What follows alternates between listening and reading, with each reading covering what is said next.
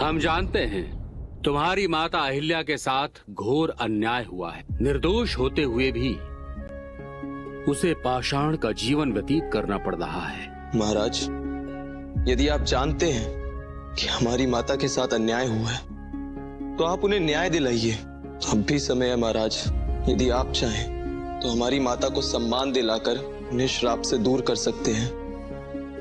आखिरकार आप राजा हैं। सदानंद, राजा अपनी प्रजा की भावनाओं, उनकी मान्यताओं और उनके विश्वास से अधिक दूर नहीं जा सकता। मैं अपनी प्रजा को वो मानने के लिए विवश नहीं कर सकता जिसे मैं स्वयं मानता हूं। किंतु महाराज, प्रजा को सत्य बताना एक राजा का धर्म है।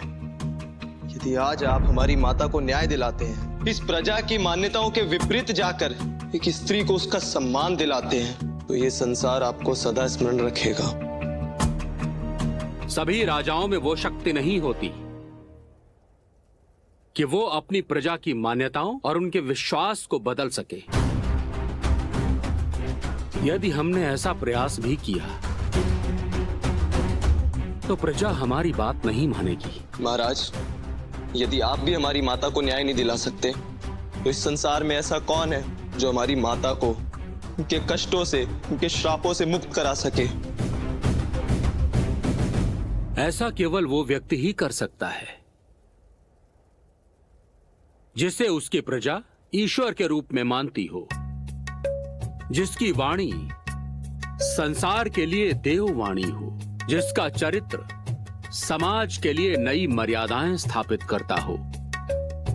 श्री रामचंद्र कृपालु भजवन हरन भव भय दारुणम नव कंज लोचन कंज मुख कर कंज पद कंजारुणम नव कंज लोचन कंज मुख कर कंज पद कंजारुणम। राम, इस भूमि को मारीच और सुबह जैसे असुरों से मुक्ति दिलाने वाले राम।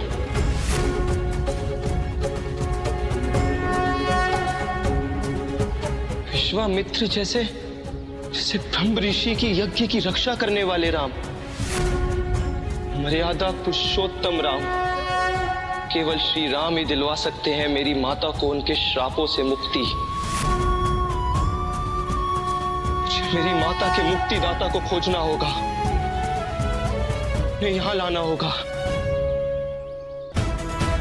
राजन और अहिल्या पुत्र सदानंद निकल पड़े मर्यादा पुरुषोत्तम राम की खोज में।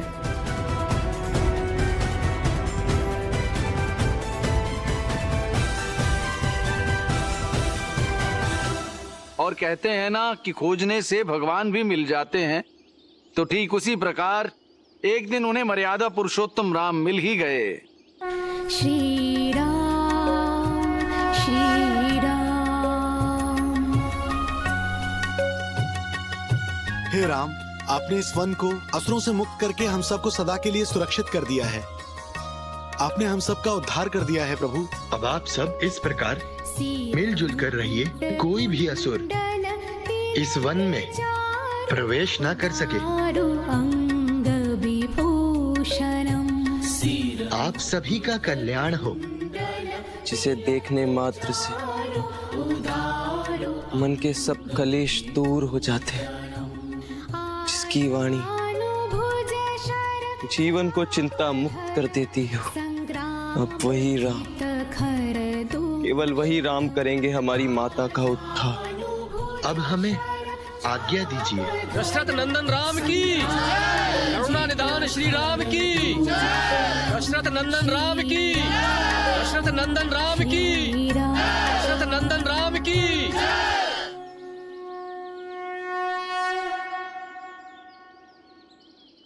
तेरा हे करुणा निधान, हमारी माता का उद्धार कीजिए। कौन है आप और क्या हुआ है आपकी माता को? संसार के अन्याय ने हमारी माता को पाषाण कर दिया है, उनका न्याय कीजिए रघुनंदन।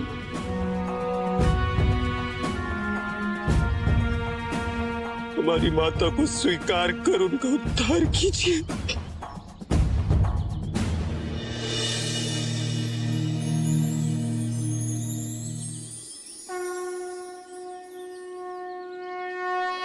दीन दयाल विरुदु संभारी, हरहु नाथ मम संकट भारी। राजन, जिसने ही सुना कि श्री राम मिथिला की ओर आ रहे हैं, वही उनके दर्शनों को निकल पड़ा, क्योंकि वहां के लोगों का मानना था कि श्री राम उनके संकटों को हरने वाले भगवान के समान है। तो क्या स्त्री, क्या पुरुष, क्या साधु, क्या संत, क्या राजा, क्या रंक, सभी निकल पड़े उनके दर्शनों के लिए।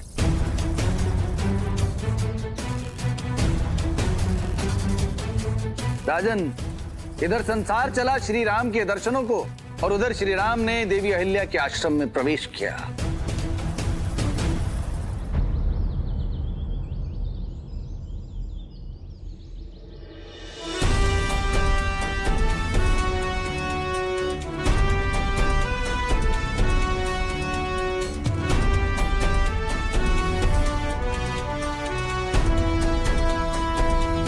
देवी अहिल्या,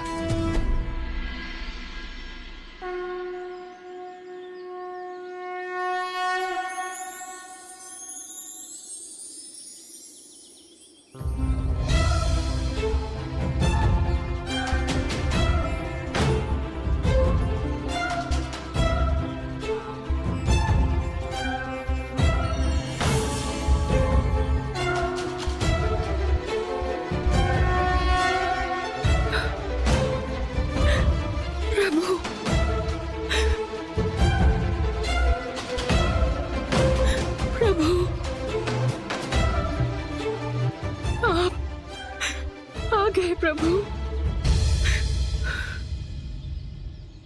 हमने सुना है कि साक्षात प्रभु श्री राम आए हैं। कितनी देर कर दी आपने आने में। मैं कब से आपकी प्रतीक्षा कर रही थी। मुझे अपनी शरण में ले लीजिए प्रभु,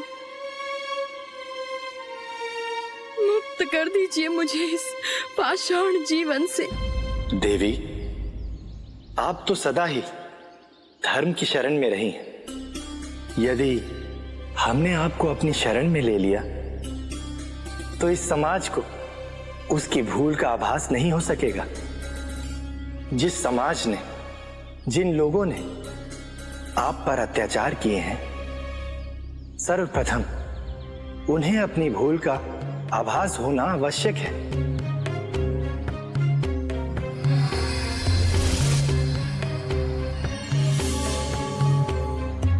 देवी, आइए हमारे साथ।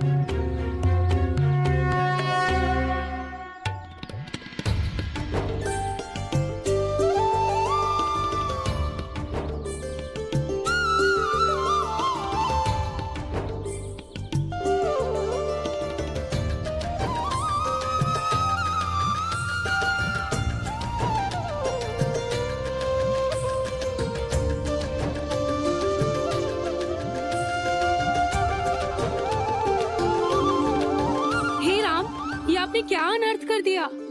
ये स्त्री श्रापित है, अपराधिनी है।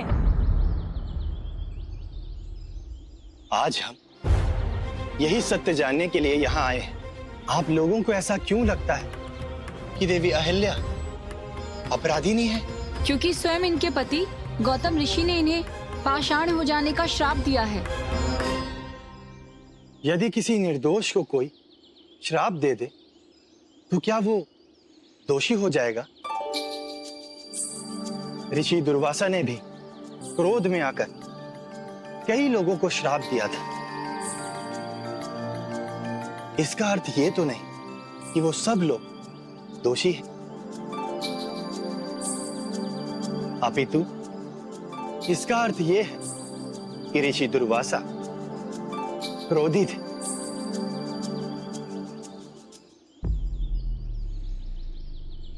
किंतु श्री राम, जिस स्त्री के कारण देवराज इंद्र को क्षय रोग हो गया, यदि स्त्री हमारे साथ रही तो इसके पापों के कारण हम भी कष्ट भोगेंगे। देवराज इंद्र को उनके कर्मों का फल मिला है, इसमें देवी अहिल्या का कोई दोष नहीं।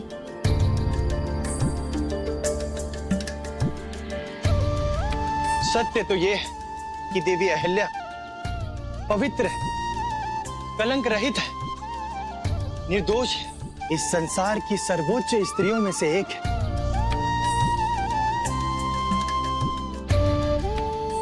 देवी अहिल्या को किसी और के अपराध का दंड मिला है। इन्होंने जो कष्ट भोगे उसका वास्तविक दोषी कोई और है। निर्दोष होते हुए भी किसी और के कारण इन्हें पाषाण का जीवन जीना पड़ा। श्री राम, आप मर्यादा पुरुषोत्तम हैं, हमारे लिए ईश्वर के समान हैं, पवित्र हैं, इसीलिए आपके एक एक शब्द पर हमें विश्वास है। किंतु देवी अहिल्या निरपराध हैं, निर्दोष हैं, तो उनका दोषी कौन है?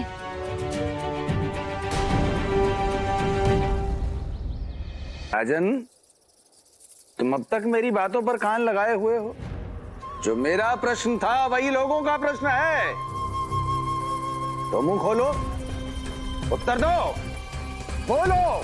देवी अहिल्या के साथ हुए अत्याचार और धर्म के दोषी उसके पति ऋषि गौतम थे या देवराज इंद्र? कथा समाप्त हो चुकी है राजन, और अब भी यदि जानते हुए भी तुमने मेरे प्रश्न का उत्तर नहीं दिया तो पहले तो मैं तुम्हें देवी अहिल्या की तरह पत्थर बनाऊंगा और फिर तुम्हारे सर के टुकड़े टुकड़े कर दूंगा। उत्तर दो। बेटा, देवी अहिल्या को जो जीवन भर कष्ट भोगना पड़ा, उन्हें पाषाण की भांति निर्जीव और भावहीन जीवन व्यतीत करने पर विवश होना पड़ा। उसके अपराधी न तो देवराज इंद्र थे और न ही ऋषि गौतम। न 3 में न 13 में राजन, तो फिर कौन है देवी अहिल्या का अपराधी? देवी अहिल्या का अपराधी ये स्त्री विरोधी समाज था। समाज? समाज ने क्या किया? बेताल, समाज ही निर्धारित करता है कि किस अपराध का किसे और कैसा दंड दिया जाए। ये स्त्री विरोधी समाज दोष चाहे किसी का भी क्यों ना हो, दंड सदा ही स्त्री को ही देता है। दोष चाहे किसी का भी हो, लोगों के मन में धारणा डाल दी जाती है कि दोषी सदैव स्त्री ही थी। बेताल,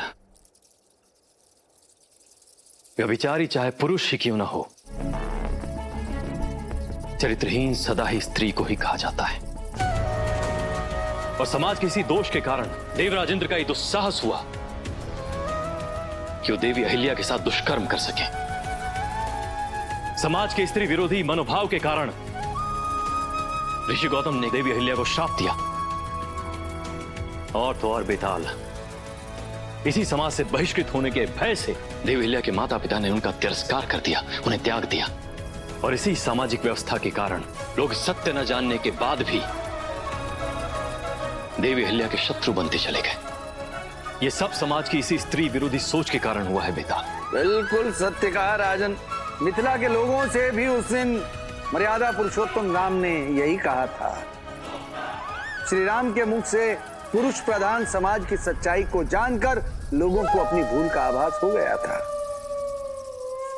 हे राम, अनजाने में हमसे भूल हो गई, हमें क्षमा कर दीजिए। हमें क्षमा कर दीजिए प्रभु। श्री राम, सहस्त्र वर्षों से सामाजिक नियम हमारे रक्त इस तरह प्रवाहित हो रहे हैं कि समाज की रूढ़ियों के हम दास हो गए हैं। हमें क्षमा कर दे राम। यदि आप लोगों को क्षमा मांगनी है तो देवी अहिल्या से मांगिए, क्योंकि आप सब इनके दोषी, क्योंकि आप सभी के कारण निर्दोष होते हुए भी देवी अहिल्या ने पाषाण का जीवन जिया है। हमें क्षमा कर दीजिए देवी अहिल्या।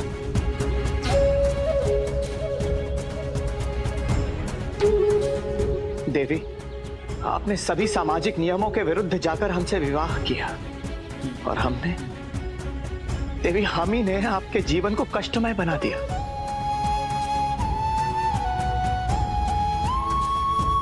हमें क्षमा कर दीजिए देवी, हमें क्षमा कर दीजिए। हमें क्षमा कर दो पुत्री। हम ही तुम्हें इस संसार में लाए और जब तुम पर कष्ट आया तो हमने द्वार बंद कर लिए। हमें क्षमा कर दो पुत्र, क्षमा कर दो।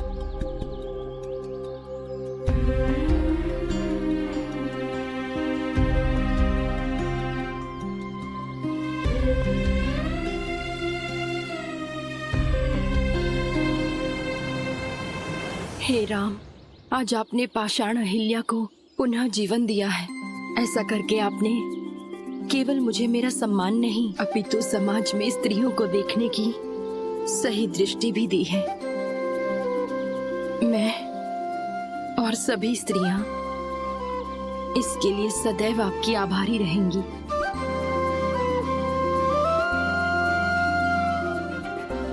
मैं आप सबको न तब दोषी मानती थी न अब दोषी मानती हूँ, क्योंकि मैं जानती थी कि आप जो भी कर रहे हैं समाज की मान्यताओं के कारण कर रहे हैं। किंतु मेरी आपसे केवल एक ही विनती है कि जो अधर्म और अत्याचार इस अहिल्या के साथ हुआ है वो भविष्य में किसी और स्त्री के साथ ना हो। प्रयास कीजिए कि भविष्य में कोई भी स्त्री दूसरी अहिल्या ना बने।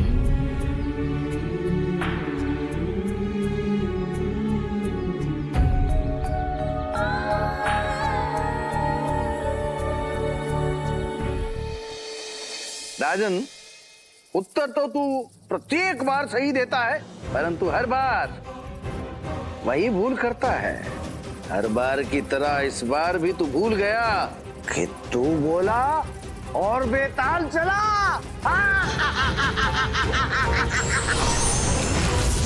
बेताल, बेताल, कहाँ हो तुम बेताल?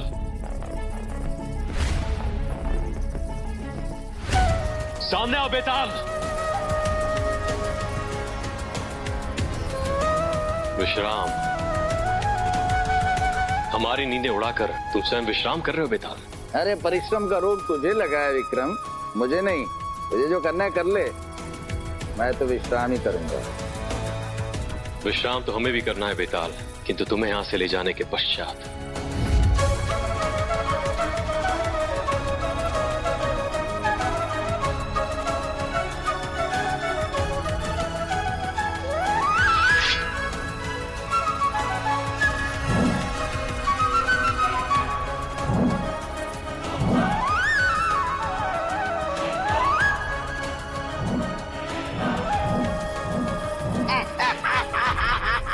इसकी पूंछ को क्या हुआ?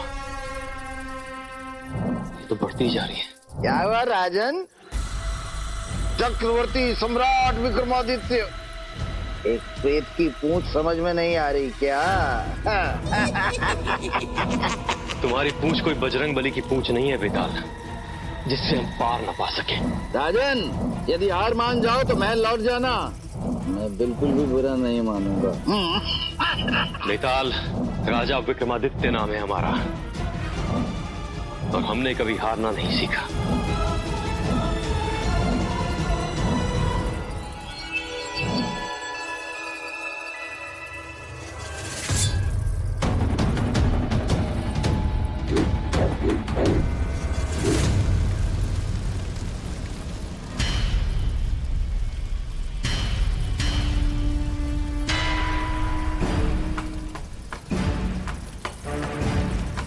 ये किसके जलने की गंध आ रही है? अरे विक्रम, अरे विक्रम, ये क्या किया? मेरी इतनी सुंदर पूंछ में आग लगा दी। अरे मेरी पूंछ, अरे अरे विक्रम। बेताल, तुम्हारी पूंछ नहीं, तुम्हारा अहंकार जल रहा है। विक्रम, दार्शनिक मत बात, मेरी पूंछ में लगी आग बुझा।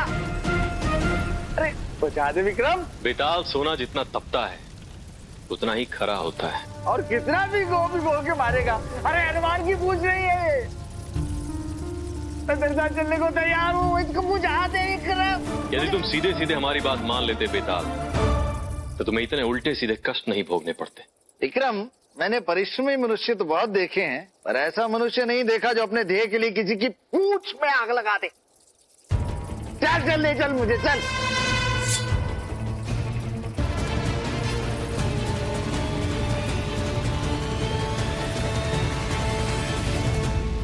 विक्रम, तूने मेरी पूंछ में आग लगा के प्रभु श्री हनुमान की कथा याद दिला दी। चल आज मैं तुझे उन्हीं की कथा सुनाता हूँ। किंतु राजन, तुझे स्मरण होगा, उससे पहले आता है बेताल का प्रश्न। और मेरा आज का प्रश्न ये है कि जब केसरी नंदन मारुति को अपनी सारी दिव्य शक्तियां भूलने का श्राप मिल गया था, तब भी वे चिरंजीव संकट मोचन हनुमान कैसे बने? बहुत घमंड है ना तुम्हें अपनी शक्तियों पर? तो जाओ, मैं ऋषि अंगिरा तुम्हें श्राप देता हूं कि तुम्हारे पास जो भी दिव्य शक्तियां हैं, तुम अभी और इसी समय से उन्हें सदा सदा के लिए भूल जाओगे।